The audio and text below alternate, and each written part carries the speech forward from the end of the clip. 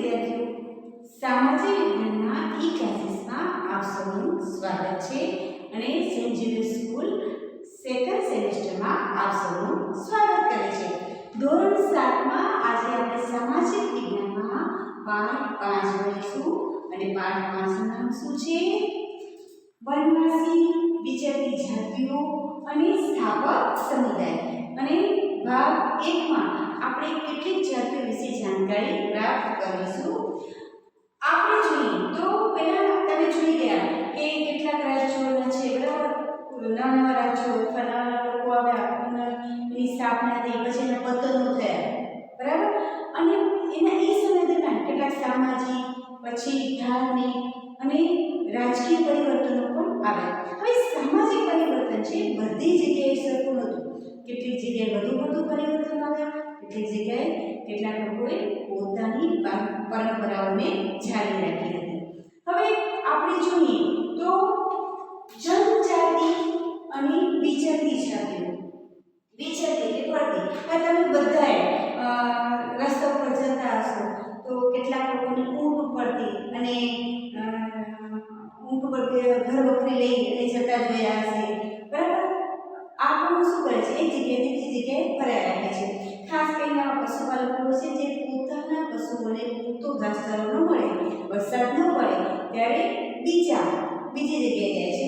અથવા કેટલાક લોકો એક જગ્યાએ બીજી જગ્યાએ પોતાના પ્રશ્નો, બરાબર, કેટલાક અંદર પ્રશ્નોના કારણે અહીંયાથી જતા હોય છે. તો આ રીતે ફરતા હોય છે. હવે આ બધી જનજાતિઓ છે, બરાબર છે ને. હવે ખાસ કરીને એ લોકો મોટે ભાગે જંગલમાં રહેતી હોય, રણ વિસ્તારમાં, તો દુર્ગમ વિસ્તારો છે, બરાબર, ત્યાં. અને કેટલાક લોકો તો એકદમ શહેર પૂરું થઈ જાય પછી જંગલ ચાલુ થતું હોય ત્યાં પણ રહેતી હોય છે. તો આ બધી જાતિઓએ સમયગાળે પોતાની જે સાંસ્કૃતિક પરંપરાઓ છે એ જાળવી રાખી અને અડગ રહ્યા હતા. તો આની વધુ પડતી જાણકારી આપણે પાઠની સમજાવશું ત્યારે મેળવશું. હવે જોઈએ તો વનવાસી અને વિચરતી જાતિઓ. વનવાસી એટલે વનમાં રહેતા અને વિચરતી એટલે ફરતી. આના વિશે ઇતિહાસકારોને વધારે જાણકારી પ્રાપ્ત થતી નથી, પણ જે કંઈ થોડી ઘણી જાણકારી પ્રાપ્ત થાય છે એના વિશે લોકોએ આપણને માહિતી આપવાનો પ્રયત્ન પણ કર્યો છે. કારણ કે આ કંઈ લેખિત સ્વરૂપે ક્યાંય જોવા મળતી નથી. ખાસ કરીને જે ફરનાર પ્રવાસીઓ હતા, પ્રવાસી વ્યક્તિઓ હતા, એને અથવા ઇતિહાસકારોને આના વિશે વધારે જાણકારી નથી અને કોઈ લેખિત દસ્તાવેજો નહોતા, એટલે થોડીક જ જાણકારીઓ પ્રાપ્ત થાય છે. હવે જોઈએ તો ભારતની મુખ્ય જાતિઓ, બરાબર, જનજાતિના ક્ષેત્રો. કેટલીક જાતિઓ એક જગ્યાએ સ્થાપિત થયેલી હતી તો એના વિશેની જાણકારીઓ પ્રાપ્ત થાય છે. તો આપણે મુખ્ય કઈ જગ્યાએ આ જાતિ અને કઈ જગ્યાએ પ્રખ્યાત હતી એના વિશે જોશું. તો 13મી અને 14મી સદી દરમિયાન પંજાબમાં મુખ્યત્વે ખોખર અને ગખ્ખર, બરાબર, પંજાબમાં શું હતા? પેલી ખોખર અને ગખ્ખર નામની જનજાતિઓ રહેતી હતી. આ જનજાતિમાંથી આવનાર કમલખાં ખખ્ખર, બરાબર, કમલખાં ખખ્ખરને અકબરે મનસબદાર, આપણે પાઠમાં ભણી ગયા હતા, છે પુરાણમાં કે આ મનસબદાર, બરાબર, તમે જોઈ લીધું પડી એકવાર યાદ કરી લેજો કે મનસબદાર કોણ કહેવાય. તો મનસબદાર બનાવ્યા હતા. એક મોટા અધિકારીની સમય હોય છે ને એને પગાર વધુ મળતો હતો. મુઘલો પહેલા મુલતાન અને શિલ્પા, લંકા અને અર્જુન જનજાતિઓનું, બરાબર, આધિપત્ય હતું. કોનું જાતું હતું? મુઘલો પહેલા મુલતાન અને શિલ્પા, લંકા અને અર્જુન જનજાતિઓનું શું હતું? આધિપત્ય. ત્યાં આ લોકો શાસન કરતા હતા, લોકો રહેતા હતા. તો અહીંયા આપણે આ 3 વિશે માહિતી મેળવી. આગળ આપણે વધુ જાણકારી પ્રાપ્ત કરીએ. તો વિદ્યાર્થીઓ તમને આ વસ્તુ સમજાઈ હશે. હવે આપણે ત્રીજામાં પોઈન્ટમાં આગળ બીજા વધારે પોઈન્ટો જોઈએ. હવે આપણે આગળ 3 બાબતો જોઈ. હવે આપણે જોઈએ ભારતની મુખ્ય જનજાતિના ક્ષેત્રોમાં. ભારતમાં ઉત્તર પશ્ચિમ ભાગમાં બલોચ, ઉત્તર પશ્ચિમ ભાગમાં બલોચ જનજાતિ સૌથી શક્તિશાળી હતી. ભારતમાં જે ઉત્તર પશ્ચિમ ભાગમાં જે બલોચ જનજાતિ હતી એ સૌથી શક્તિશાળી હતી. પછી પશ્ચિમ હિમાલયમાં ગડી-ગડરિયા નામની જનજાતિ રહેતી હતી. કેવળ પશ્ચિમ હિમાલયમાં ગડી-ગડરિયા નામની, બરાબર ને, એક જનજાતિ રહેતી હતી. ભારતના ઉત્તર પૂર્વી વિસ્તારમાં નાગા, કુકી,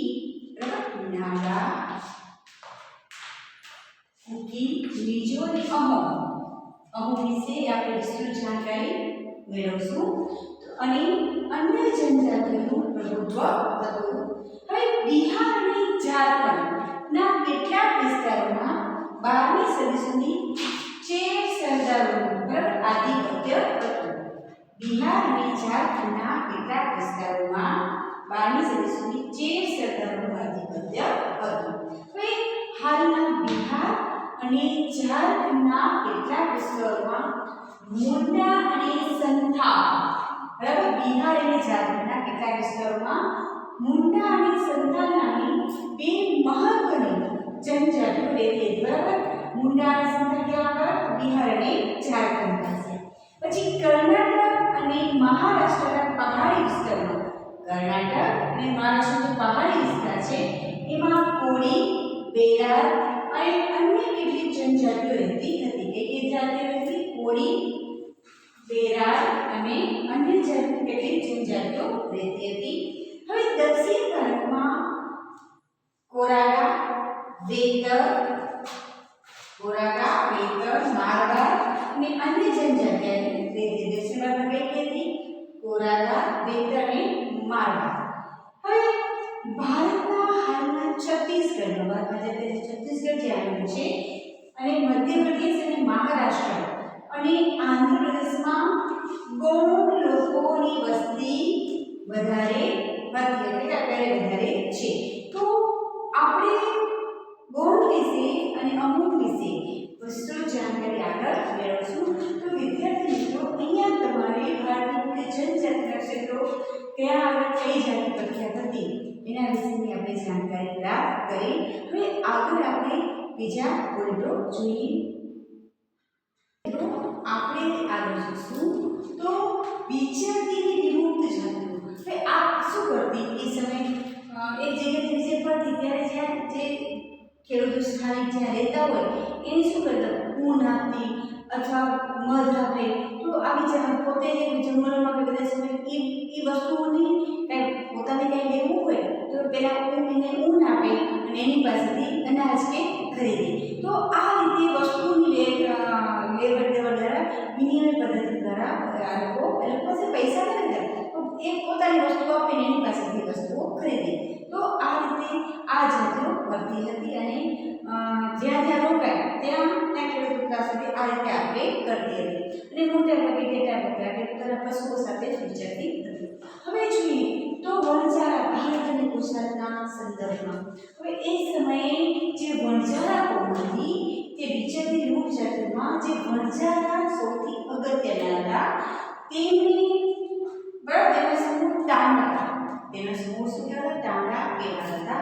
એ સમયે જ્યારે યુદ્ધ દરમિયાન કે સૈનિકો માટે જોઈતી સામગ્રી જોઈતી હોય, શસ્ત્રો જોતા હોય, ખાદ્ય સામગ્રી જોઈતી હોય તો આ વણઝારાની કોઠો દ્વારા એમને પહોંચાડવામાં આવતું હતું. હવે જોઈએ તો મધ્ય એશિયામાંથી અનેક ચીજ વસ્તુઓ, બરાબર, મધ્ય એશિયાથી અનેક ચીજ વસ્તુઓ તેના દ્વારા ભારતમાં આવતી લઈ જવામાં આવતી. આ વણઝારાઓ શું કરે? એ સમય સમય વેપારીઓનું કામ કરતા. ત્યાંની વસ્તુ લઈ આવતા અને આપણે એ વસ્તુ ત્યાં લઈ જતા હતા. તો આ રીતે વેચાણ આપણે સમજ્યું ને, એ સમયે એક્સપોર્ટ ઇમ્પોર્ટનો આધારે ધંધો થતો હતો. હવે આપણે આગળ જોઈએ તો જનજાતિઓની વિચરતી જાતિઓની સંસ્કૃતિ. જનજાતિઓ અને વિચરતી જાતિઓની સંસ્કૃતિ આપણે શું કરતા? તો મોટે ભાગે ચટાઈ બનાવીને જંગલ પેદા થતો એમાંથી વસ્તુ વિવિધ બનાવી અને વેચવાનું કામ કરતા હતા. હવે આમાંથી કેટલીક જાતિઓ છે એ અમુક જ પ્રકારના કામ કરતા હતા. તો જે કામરાસિયા અને મારવાડ નામની વિચરતી અને વિમુક્ત જાતિઓ શું કરતી હતી? બંગડી વેચવાનું કામ કરતી અને સૌંદર્ય પ્રસાર, સૌંદર્ય એટલે કે સ્ત્રીઓને સજવા માટે જે પાવડર આવે, લિપસ્ટિક આવે, ચાંદલા આવે, કાજલ આવે, આ બધા સુંદર વસ્તુનું વેચાણ કરતી હતી. હવે આજે તો આ વસ્તુ જોવા નથી મળતી, પણ અમે જ્યારે નાના હતા ત્યારે આવી કોમના લોકો છે આવી વસ્તુઓ વેચવા માટે આવતા હતા. તો આજે પણ ભારતના જે ગામમાં બહુ બધો વિકાસ નથી થયો ત્યાં આજે પણ આવી પ્રજાઓ છે, બરાબર ને, ત્યાં આગળ વસ્તુઓ વેચવા માટે જાય છે.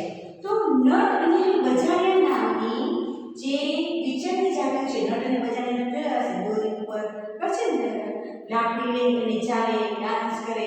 તો આ જે નટ અને બજારિયા લોકો શું કરતા, વિવિધ અંગ કસરતોના દાવો કરશે, પછી દોરી પર ચાલવાનું. તો આ લોકોને મનોરંજન કરવાનું કાર્ય કરતા હતા.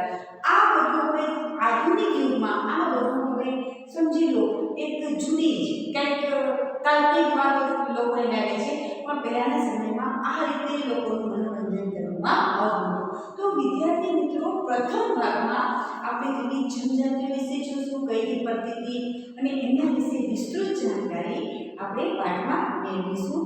તો વિદ્યાર્થી મિત્રો, ચાલો આપણે પાઠની આગળ ચિત્ર સાથે, બરાબર ને, જે આપણે પાઠમાં આપેલા છે એના આગળ સમજ મેળવી. તો ચાલો વિદ્યાર્થી મિત્રો,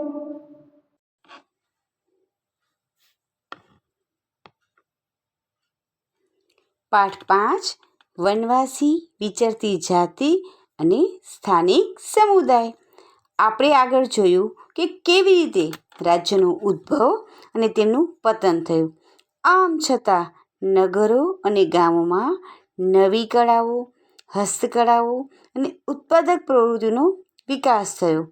આ સમયગાળામાં કેટલાક મહત્વપૂર્ણ રાજનૈતિક, સામાજિક અને આર્થિક પરિવર્તનો થયા, પરંતુ સામાજિક પરિવર્તન બધી જગ્યાએ એક સરખું ન હતું.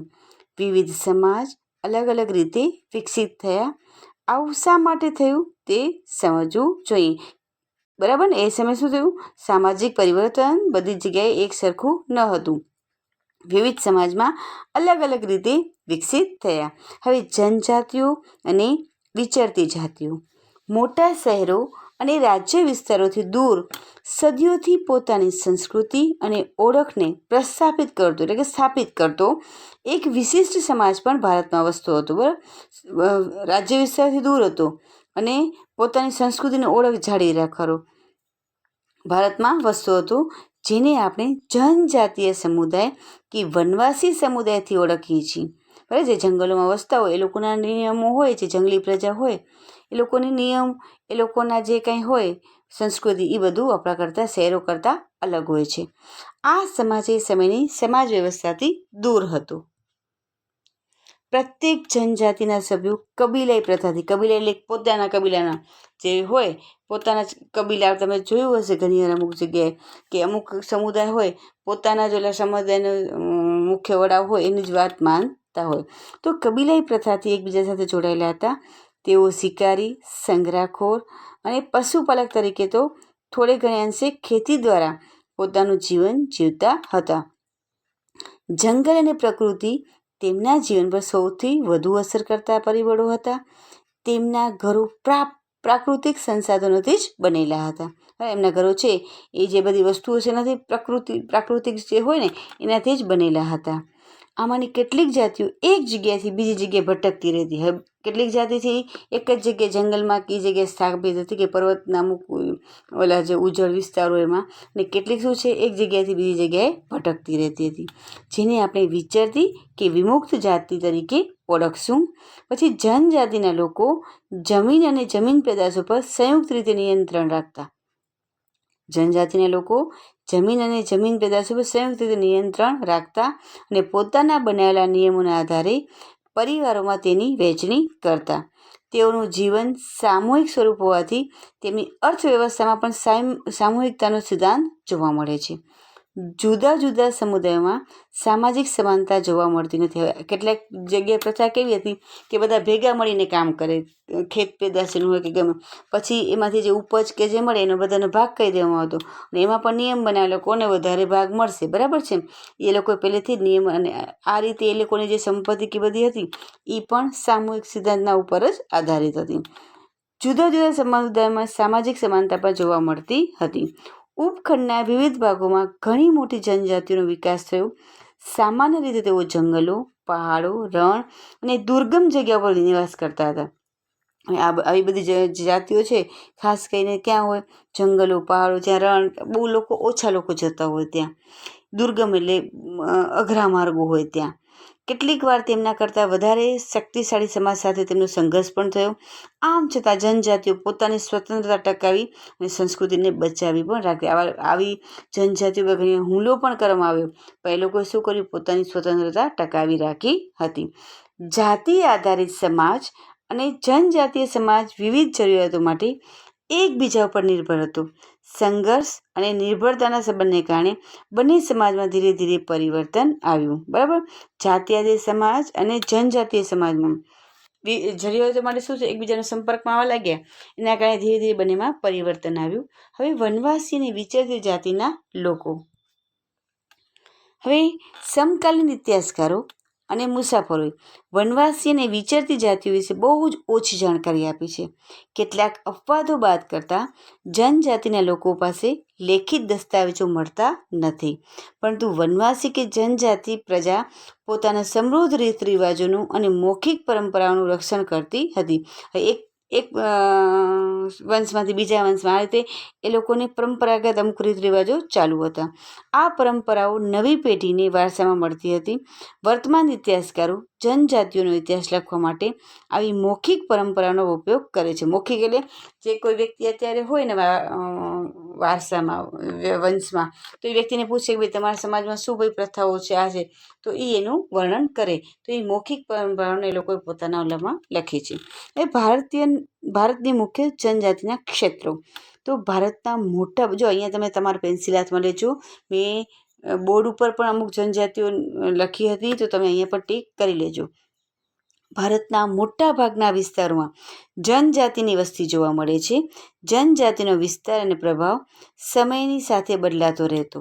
કેટલીક જનજાતિ ખૂબ શક્તિશાળી હોય મોટા પ્રદેશો પર નિયંત્રણ ધરાવતી હતી. જેમ કે 13મી-14મી સદી દરમિયાન પંજાબમાં ખોખર જનજાતિ અને ગખ્ખર જનજાતિ મુખ્ય હતી. જો પંજાબમાં કઈ હતી? 13મી-14મીમાં ખોખર જનજાતિ અને ગખ્ખર જનજાતિ હતી. ને આ જનજાતિમાંથી આવનાર કમાલખાં ખખ્ખરને અકબરે મનસબદાર બનાવ્યા હતા. મુગલો પહેલાં મુલતાન અને સિંધમાં લંગા અને અર્ધુન જનજાતિઓ હતી. કઈ હતી? મુગલો પહેલાં મુલતાન અને સિંધમાં લંગા અને અર્ધુન જનજાતિઓનું આધિપત્ય હતું. ભારત ઉત્તર પશ્ચિમ ભાગમાં બલોચ જનજાતિ સૌથી સક્રિય. ઉત્તર પશ્ચિમ ભાગમાં કઈ જાતિ? તો બલોચ આવશે. આને નીચે ટીટી કરજો. તે વિવિધ નેતા ધરાવતા નાના નાના કુળોમાં વિભાજિત હતી. પશ્ચિમ હિમાલયમાં વસતી ગડ્ડીગડરીઓ નામની જનજાતિ મુખ્ય હતી. જ્યારે ભારતના ઉત્તર ભાગમાં નાગા, કુકી, મિજો, અહમ અને અન્ય જનજાતિઓનું પ્રભુત્વ હતું. હવે હાલની બિહાર અને ઝારખંડના કેટલાક વિસ્તારોમાં 12મી સદી સુધી ચેર સરદારોનું આધિપત્ય હતું. ઈસવીસન 1591માં અકબરના સેનાપતિ રાજા માનસિંહે ચેર જાતિ પર હુમલો કરી પરાજિત કર્યા, પરંતુ તેમને સંપૂર્ણપણે આધીન બનાવી શક્યા નહીં. ઔરંગઝેબના સમયમાં મુગલ સેનાએ ચેર જાતિના ઘણા જિલ્લાઓ કબજે કરી તેમના પર પ્રભુત્વ સ્થાપિત કર્યું અને આ વિસ્તારની બે મહત્વની જનજાતિઓ મુંડા અને સંથાલ હતી. કઈ હતી? મુંડા અને સંથાલ. આ જનજાતિઓ આ વિસ્તાર ઉપરાંત ઓડિશા અને બંગાળમાં પણ રહેતી હતી. હવે જોઈએ આગળ કે કર્ણાટક અને મહારાષ્ટ્રના પહાડી વિસ્તારોમાં કોળી, બેરાદ અને બીજી કેટલીક જનજાતિઓ રહેતી હતી. દક્ષિણ ભારતમાં કોરાગા, બેતર, મારવાડ અને બીજી જનજાતિના લોકો મોટી સંખ્યામાં વસતા હતા. ભીલ આ જનજાતિઓમાં સૌથી અગત્યના હતા, જે પશ્ચિમ અને મધ્ય ભારતમાં ફેલાયેલા હતા. 16મી સદીના અંત સુધીમાં તેમના ઘણા ખેડૂત અને જમીનદાર તરીકે સ્થાપિત થયા હતા. જો કે કેટલાક ભીલ કુળ શિકાર અને અન્ન સંગ્રહ સાથે જોડાયેલા રહ્યા હતા. અને હાલના છત્તીસગઢ, મધ્યપ્રદેશ, મહારાષ્ટ્ર અને આંધ્રપ્રદેશમાં ગોંડ લોકોની વસ્તી ક્યાં ક્યાં આગળ હતી? જો અહીંયા ખાસ ટીક કરજો. એક તો છત્તીસગઢમાં, મધ્યપ્રદેશ, મહારાષ્ટ્ર અને આંધ્રપ્રદેશમાં. હવે ગુજરાતમાં આરાસુરથી ડાંગની પૂર્વ પટ્ટીના વિસ્તારની જનજાતિઓ લગભગ 4 સદીઓ સુધી, બરાબર ને, 4 સદીથી આ પ્રદેશમાં પોતાની વિશિષ્ટ સમાજ વ્યવસ્થા અને સંસ્કૃતિને સાચવીને બેઠી છે. ત્યાં આધુનિક સમય સાથે કદમ મિલાવીને પ્રગતિ કરી રહ્યા છે. બરાબર, એ લોકો શું છે, હવે આ પ્રદેશમાં પોતાની વિશેષ સમાજ વ્યવસ્થા અને સંસ્કૃતિને સાચવીને બેઠી છે તથા આધુનિક સમય સાથે કદમ મિલાવીને પ્રગતિ કરી રહ્યા છે. હવે આપણે જોઈએ તો વિચરતી અને વિમુક્ત જાતિ. તો હવે એના માટે આપણે કેની વાત કરશું? વણઝારા. આપણે સમજાવ્યું હતું ને બોર્ડ ઉપર કે સૌથી વધારે કોણ છે? તો વિચરતી અને વિમુક્ત જાતિના લોકો પોતાના પશુઓ સાથે દૂર સુધી ફરતા રહેતા હતા. બરાબર, પશુઓ સાથે આ જો દેખાય છે ને ચિત્રમાં, આવી રીતે પશુઓ સાથે દૂર સુધી. તમે અત્યારે પણ અમુક જાતિઓ જોવો છો, જ્યારે રોડ ઉપર પસાર થતા હશો તો ઊંટ ઉપર, બરાબર, પોતાનો ઘર વખરીનો સામાન લઈ અને અમુક જનજાતિઓ જાતી હોય છે. તેમનું જીવન મોટે ભાગે પશુપાલન પર આધારિત હતું. તેઓ સ્થાયી ખેડૂત પાસેથી અનાજ, કપડાં, વાસણ અને અન્ય વસ્તુઓ માટે ઊન, ઘી, બરાબર, લોકોને ખેડૂતો પાસે અનાજ લેવા હોય, કપડાં લેવા, વાસણ લેવા હોય તો એના બદલે અમે લોકો શું આપતા? ઊન કે ઘી, બરાબર ને, આવી બધી જગ્યાએ જંગલની પોતાની જે કોઈ પેદાશ હોય એમને આપતા. અને આ રીતે વસ્તુઓની વિનિમય એટલે કે વસ્તુઓની આપ-લે કરી અને એ લોકો આ રીતે પોતાનું કાર્ય કરતા હતા. કેટલીક વિચરતી જાતિઓ જાનવરો પર સામાન લાદીને એક જગ્યાએથી બીજી જગ્યાએ લઈ જઈ અને વસ્તુનું ખરીદ વેચાણ પણ કરી હતી. હવે આમાંથી કેટલીક પ્રજા શું કરતી હતી? જાનવરો ઉપર સામાન લાદી, બરાબર, સામાન રાખી અને એક જગ્યાએથી બીજી જગ્યાએ લઈ જઈને વસ્તુનું ખરીદ વેચાણ કરતી હતી. હવે વણઝારા ભારત અને ગુજરાતના સંદર્ભમાં વણઝારા વિશેની વાત જોઈએ તો આ બધી વિચરતી વિમુક્ત જાતિઓમાં વણઝારા સૌથી અગત્યના હતા. તેમનો સમૂહ ટાંડા કહેવાતો અને એ સમયે પણ જો વણઝારાની પોઠ આવી, બરાબર, આ રીતે એ લોકો સાથે ભેગા આવતા અને જ્યારે આવે ત્યારે સમજો ગામના છેવાડા ઉપર એ લોકો પોતાના તંબુ તાણીને થોડોક સમય રહેતા.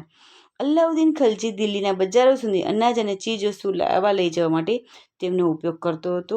બાદશાહ જહાંગીરે પણ વણઝારા દ્વારા બળદો પર અનાજ લાદીને શહેરોમાં વેચવાના તેમના કાર્યનો ઉલ્લેખ કર્યો છે.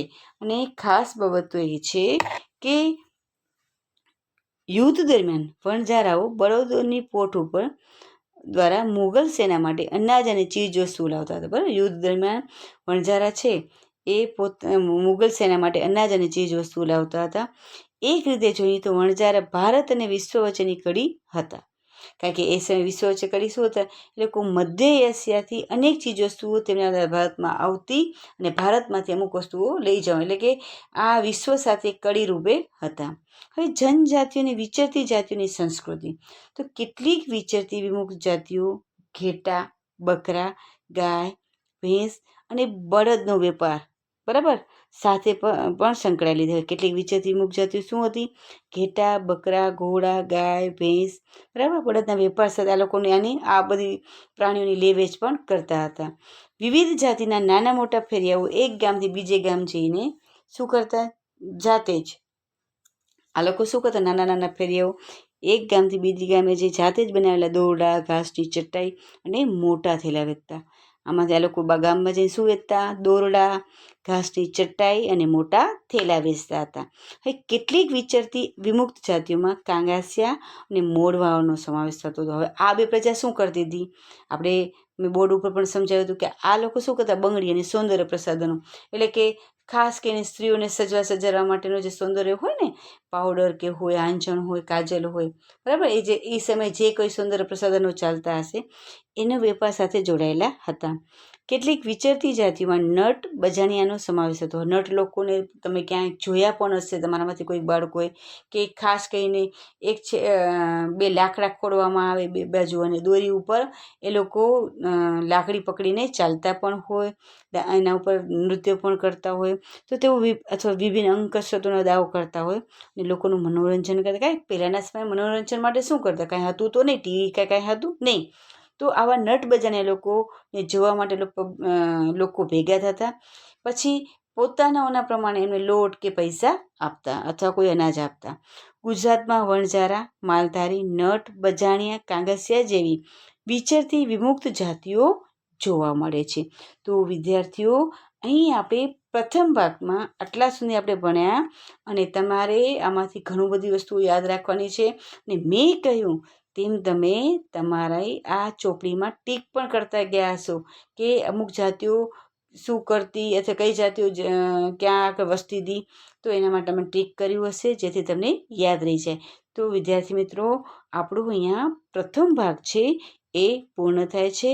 તો નમસ્તે વિદ્યાર્થીઓ.